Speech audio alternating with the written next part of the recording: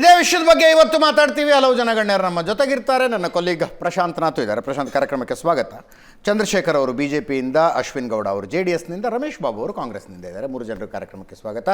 ಪ್ರಶಾಂತ್, ಸಂಜೆ ಕೇಳಿದ ಪ್ರಶ್ನೆಯನ್ನೇ ಮತ್ತೆ ಕೇಳ್ತೀನಿ. ಪ್ರಹ್ಲಾದ್ ಜೋಶಿ ಅವರು ನಡೆಸ್ತಾ ಇರೋ ಪ್ರಯತ್ನಗಳು ಯಾವುದು ಫಲಗೂಡಲಿಲ್ಲ, ಫಲ ಕೊಡಲಿಲ್ಲ ಅನ್ನೋ ಕನ್ಕ್ಲೂಷನ್ಗೆ ಈ ಭಾಷಣಗಳನ್ನು ಕೇಳಿಸ್ಕೊಂಡು ಬರಬಹುದಾ, ಅಥವಾ ನಮ್ಮೆಲ್ಲರಿಗೂ ನ್ಯಾಯ ಸಿಗಲಿ ಅನ್ನುವ ಸ್ಟ್ಯಾಂಡ್ನಿಂದ ಸಿದ್ದೇಶ್ವರ ಅವ್ರಿಗೊಬ್ರಿಗೆ ನ್ಯಾಯ ಸಿಗಲಿ ಅನ್ನೋ ಸ್ಟ್ಯಾಂಡಿಗೆ ಒಂದು ಹೆಜ್ಜೆ ಕೆಳಗೆ ರೆಬೆಲ್ಸ್ ಟೀಮ್ ಬಂದಿದೆ ಅನ್ಕೊಳ್ಳೋಣ. ಅದಕ್ಕೆ ನನಗನ್ಸುತ್ತೆ ಕಳೆದ ಒಂದು ವಾರದಲ್ಲಿ ಒಂದು 2-3 ಏನು ಸಂಧಾನ ಸಭೆಗಳು ನಡೆದವು. ಅದರಲ್ಲಿ ಒಂದು ಅಂಶ ಸ್ಪಷ್ಟವಿತ್ತು. ಈ ಪ್ರಹ್ಲಾದ್ ಜೋಶಿ ಅವರಿಗೆ RSS ಕೂಡ ಹೇಳಿತ್ತು, BJP ಹೈಕಮಾಂಡ್ ಕೂಡ ಹೇಳಿತ್ತು, ನೀವು ಎಲ್ಲರ ಜೊತೆ ಎಲ್ಲೆಲ್ಲಿ ಜಗಳಗಳಿವೆ. ಈಗ ಬೀದರ್ನಲ್ಲಿ ಜಗಳ ಇದೆ, ದಾವಣಗೆರೆಯಲ್ಲಿ ಭಾಳ ದೊಡ್ಡ ಜಗಳ ಇದೆ, ಬೇರೆ ಬೇರೆ ಭಾಗಗಳಲ್ಲಿ ಎಲ್ಲೆಲ್ಲಿ ಜಗಳಗಳಿವೆ ಅವರನ್ನು ಕರೆದು ಮಾತನಾಡಿಸಿ ಅದಕ್ಕೊಂದು ಸಂಧಾನ ಮಾಡ್ತಕ್ಕಂಥ ಪ್ರಯತ್ನವನ್ನು ಮಾಡಿ. ಈಗ ಬೀದರ್ನ ಜಗಳ ಕೂಡ ಅದೇನು ಮುಗಿಯೋ ಜಗಳ ಅಲ್ಲ, ಪ್ರಭು ಚವ್ಹಾಣ್ ಮತ್ತು ಖೂಬಾ.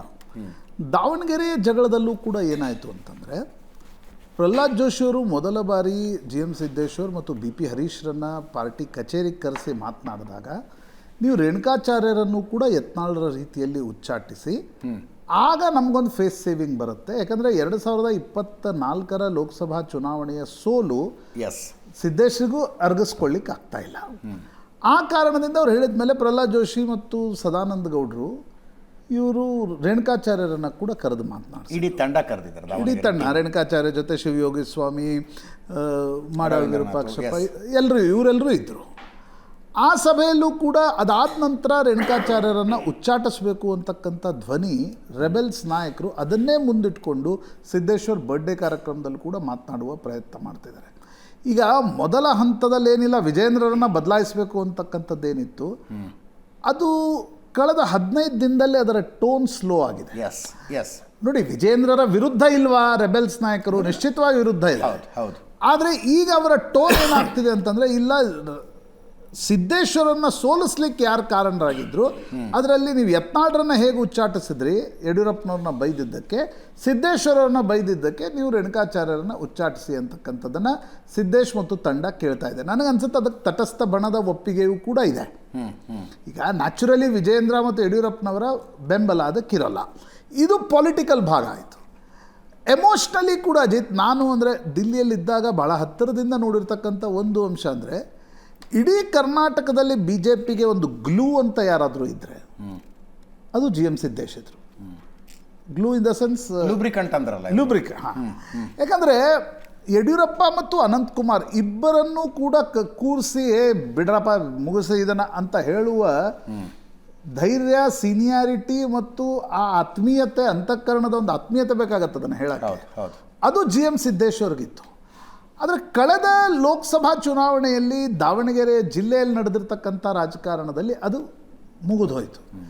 ಈಗ GM ನೋಡಿ, ನಾನು ಯಡಿಯೂರಪ್ಪನವ್ರನ್ನ ಇಷ್ಟು ದಿನ ಹೇಳಿರಲಿಲ್ಲ, ಇವತ್ತು ಹೇಳ್ತೀನಿ. ಒಂದು 2-3 ತಿಂಗಳ ಹಿಂದೆ ಯಡಿಯೂರಪ್ಪನವ್ರನ್ನ ಭೇಟಿ ಆಗ್ಲಿಕ್ಕೆ ನಾನು ಡಾಲರ್ಸ್ ಕಾಲನಿ ನಿವಾಸಕ್ಕೆ ಹೋಗಿದ್ದೆ. ಕಮ್ಯುನಿಕೇಷನ್ ಗ್ಯಾಪ್ ಪಾಲಿಟಿಕ್ಸ್ನಲ್ಲಿ ಎಷ್ಟು ಇರುತ್ತೆ ನೋಡಿ. ಯಡಿಯೂರಪ್ಪನವ್ರು ಏನು ಹೇಳಿದರು ಅಂತಂದರೆ, ಇಲ್ಲ GM ಸಿದ್ದೇಶ್ವರ್ ಮಾತಾಡಿದ್ರು ಅಂತ ಯಡಿಯೂರಪ್ಪನವ್ರು ಹೇಳಿದರು. ಏನು, ಅವರು ವೇದಿಕೆ ಮೇಲೆ ನಾನು ಬರಲ್ಲ ಅಂತಕ್ಕಂಥದ್ದನ್ನು. ಅದು ಯಡಿಯೂರಪ್ಪನವ್ರಿಗೆ ಪರ್ಸ್ನಲಿ ಹರ್ಟ್ ಆಗಿತ್ತು. GM ಸಿದ್ದೇಶ್ವರ್ಗೆ ಮಾತಾಡಿದಾಗ ಯಡಿಯೂರಪ್ಪನವ್ರು ನನ್ನ ಬಗ್ಗೆ ಏನೇನೋ ಮಾತಾಡಿದರು ಅನ್ನೋದು ಅವ್ರಿಗೆ ಹರ್ಟ್ ಆಗಿತ್ತು. ವಿಜೇಂದ್ರರ ಆ ಸಂದರ್ಶನದ ಬಗ್ಗೆ ನಾನು ವಿಜೇಂದ್ರರಿಗೆ ಕೇಳಿದಾಗಲೂ ಕೂಡ ವಿಜೇಂದ್ರ ಏನು ಹೇಳಿದರು, ಅವರಿಗೆ ಯತ್ನಾಳ್ರ ವಿಷಯ ಹರ್ಟ್ ಆಗಿಲ್ಲ ಯಡಿಯೂರಪ್ಪನವ್ರಿಗೆ. ತುಂಬ ಸಲ ವಿಜೇಂದ್ರ ಅವರು ಅದನ್ನ ಹೇಳಿದ್ದಾರೆ. ಬಟ್ ಸಿದ್ದೇಶ್ವರ್ ಬೇಜಾರಾಗಿರೋದು, ಬಂಡಾಯ ಆಗಿರೋದು ಯಡಿಯೂರಪ್ಪನವ್ರಿಗೆ ಹರ್ಟ್ ಆಗಿದೆ. ಆದರೆ ಅದನ್ನು ತೇಪೆ ಹಚ್ಚಲಿಕ್ಕೆ ಸಾಧ್ಯ ಆಗ್ತಾ ಇಲ್ಲ. ಮೊದಲು ಯತ್ನಾಳ್ರ ಉಚ್ಚಾಟನೆ ಹೇಗಾಯಿತೋ ಅದನ್ನು ನೀವು ರೇಣುಕಾಚಾರ್ಯ ಉಚ್ಚಾಟನೆ ಮಾಡಿ ಅಂತಕ್ಕಂಥದ್ದನ್ನು ಹೇಳ್ತಿದ್ದಾರೆ. ಹೀಗಿರುವಾಗ ನನಗನ್ಸುತ್ತೆ ಪೇಚಿರೋದಲ್ಲಿ ಅದನ್ನು ರೆಬೆಲ್ಸ್ ಬಣ ಬಳಕೆ ಹೆಂಗೆ ಮಾಡ್ಕೊಳ್ತಾ ಇದೆ ಅಂತಂದರೆ, ನಾನು ಅದನ್ನು ದುರ್ಬಳಕೆ ಅನ್ನಲ್ಲ, ಪಾಲಿಟಿಕ್ಸಲ್ಲಿ ದುರ್ಬಳಕೆ ಅಂತ ಇರೋಲ್ಲ, ಏನು ಬಳಕೆ ಹೆಂಗೆ ಮಾಡ್ಕೊಳ್ತಾ ಇದೆ ಅಂದರೆ, ಕಳೆದ 15 ದಿನಗಳಲ್ಲಿ 2 ಬಾರಿ, ಒಂದು ಸಲ ಅಮಿತ್ ಶಾ ಮತ್ತು JP ನಡ್ಡಾ GM ಸಿದ್ದೇಶ್ವರ್ ವಿಷಯ ಇಟ್ಕೊಂಡು ವಿಜೇಂದ್ರರನ್ನ ತರಾಟೆಗೆ ತೆಗೆದುಕೊಂಡ್ರು. ಅದರ ಅರ್ಥ RSS ಮತ್ತು BJP ಹೈಕಮಾಂಡ್ನಲ್ಲಿ ಕನ್ವಿನ್ಸ್ ಇದೆ ಸಿದ್ದೇಶ್ವರ್ಗೆ ಅನ್ಯಾಯ ಆಗಿದೆ ಅಂತ. ಅದನ್ನಿಟ್ಕೊಂಡು ಬರ್ಡೇಯಲ್ಲಿ ಸಿದ್ದೇಶ್ವರ್ ಮತ್ತು ಯಡಿಯೂರಪ್ಪನವರ ಜಗಳವನ್ನು ಪ್ರಸ್ತಾಪಿಸಿ ಮತ್ತೊಮ್ಮೆ ಹೇಳುವ ಪ್ರಯತ್ನವನ್ನು ರೆಬೆಲ್ಸ್ ಬಣ ಮಾಡ್ತಾ ಇದೆ ಅಂತ ಅನಿಸುತ್ತೆ. ಒಂದು, ಪರೋಕ್ಷವಾಗಿ ಇಲ್ಲ ನೀವು ವಿಜಯೇಂದ್ರರನ್ನ ಬದಲಾವಣೆ ಮಾಡುವ ನಿರ್ಣಯದ ಬಗ್ಗೆ ಏನಾದರೂ ಅಂತಿಮ ನಿರ್ಣಯ ತೆಗೆದುಕೊಳ್ತಿದ್ರೆ ತೆಗೆದುಕೊಳ್ಳಿ, ಒಂದು. ಎರಡನೇದು, ಅದನ್ನು ತೆಗೆದುಕೊಳ್ಳಕ್ಕೆ ಸಾಧ್ಯ ಆಗದು ಹೋದರೆ ಒಂದು ಸ್ಟೆಪ್ ನಾವು ಮುಂದುವರಬೇಕಾದ್ರೆ ನೀವು ರೇಣುಕಾಚಾರ್ಯರನ್ನು ಉಚ್ಚಾಟನೆ ಮಾಡಿ. ಅದನ್ನು ಇವತ್ತು ಬರ್ಡೇ ಮೂಲಕ ಹೇಳುವ ಪ್ರಯತ್ನ ಮಾಡಲಾಗಿದೆ ಅಂತ ನನಗನ್ನಿಸ್ತು.